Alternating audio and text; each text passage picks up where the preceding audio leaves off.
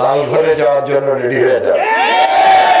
খেটে খাওয়া সাধারণ মানুষ আপনাদের সাঁওতাল জনগোষ্ঠীর সঙ্গে আমরা ইনশাল্লাহ আছি এবং আমি তো থাকবো। আপনাদেরকে এখান থেকে কেউ তুলতে পারবে না, কোনো লাভ নাই।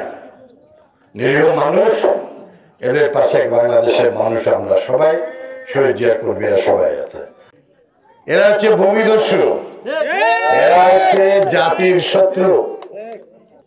শীতের শিশির ভেজা রাত্রিতে এই অসহায় পরিবার অনেক শীতের মধ্যে তারা কষ্ট করে কাপড় নেই, লেপ নেই, তারা রোদে তাপে পড়ে জমিতে বৃষ্টিতে ভিজে ফসল উৎপাদন করে।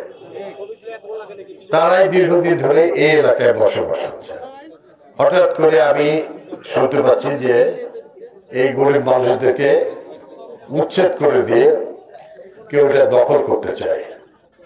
শহরের আরো অন্যান্য জায়গায় এই ধরনের কিছু সংবাদ আমাদের কানে আছে, কিন্তু আমরা সবকিছু দেখছি এবং ব্যবস্থা নিচ্ছি।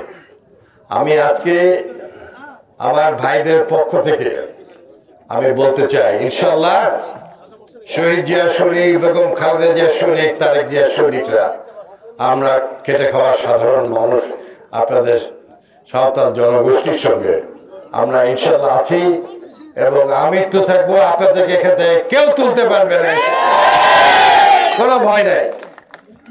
আর যারা দাবি করছে ভূমিদস্যু হিসেবে যারা চিহ্নিত, আমি এলাকায় দীর্ঘদিন ধরে সংসদ সদস্য মেয়র ছিলাম, এই নাম কোনদিন শুনি নাই।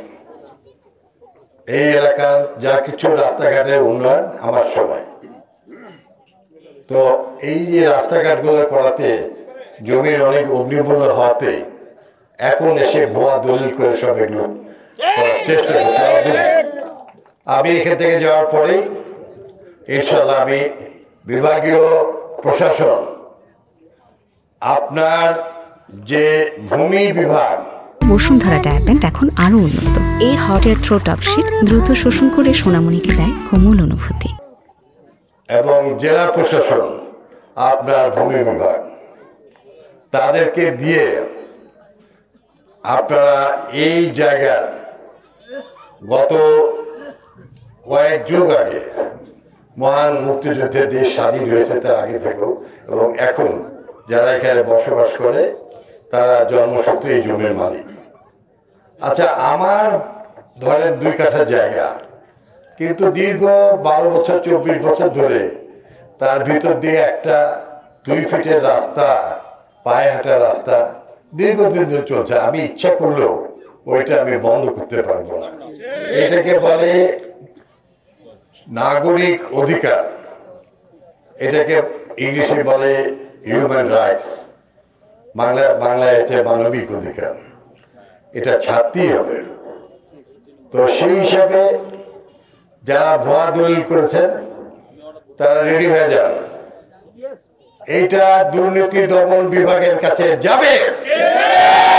আপনি এই জমি নেওয়ার আগে কত টাকার মালিক ছিলেন এবং এই এলাকায় আপনার এখন কতগুলো জমি আছে আর কারা কারা গোরস্থান বন্ধ করেছে, সমস্ত কিছুই আইনের দ্বারা করবো। আপনারা কেউ অসহায় ভাবেন না, দেশ আমাদের সবার, আমরা আপনাদের সঙ্গে সবাই আছি।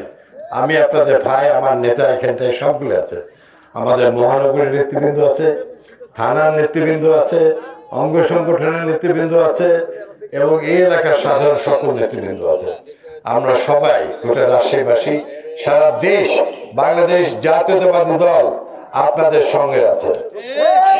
আপনারা বাড়িঘর আরো ভালো করে করেন এবং ভবিষ্যতে এই দীর্ঘদিন ধরে বসবাস করার অধিকারে আল্লাহ যদি আমাদেরকে দায়িত্ব দেয় দেশ পরিচালনার, তাহলে আমরা এই মাটিগুলি আপনাদের নামে দলিল যদি হয়েও থাকে, মানবিক কারণে আগে থেকে যদি আপনাদের অবস্থান লিখা হয়ে থাকে, তাহলেও এবং যেভাবেই হোক এটি আস্তে আস্তে যেন আপনাদের যারা এখানে বসবাস করেন তাদের নামে যেন মাটি হয়, এটি আমরা করেছি। আর আমি চেষ্টা করব খুব দ্রুতই প্রশাসন দিয়ে আপনাদের গোরস্থান আপনাদের গোরস্থান যেন ঠিক মতো চালু থাকে। যেখানে গোরস্থানে 10-15-20 জনের মাটি হয়ে যায় সেইটি অটোমেটিক এইটি সিটি কর্পোরেশনের আওতায় গোরস্থান হিসেবে চিহ্নিত হয়ে যায়, ওইটি কারো আর মাটি থাকে না। এবং সেখানে যাওয়ার যেন ব্যবস্থা হয় সেটা আমরা করবো ইনশাল্লাহ।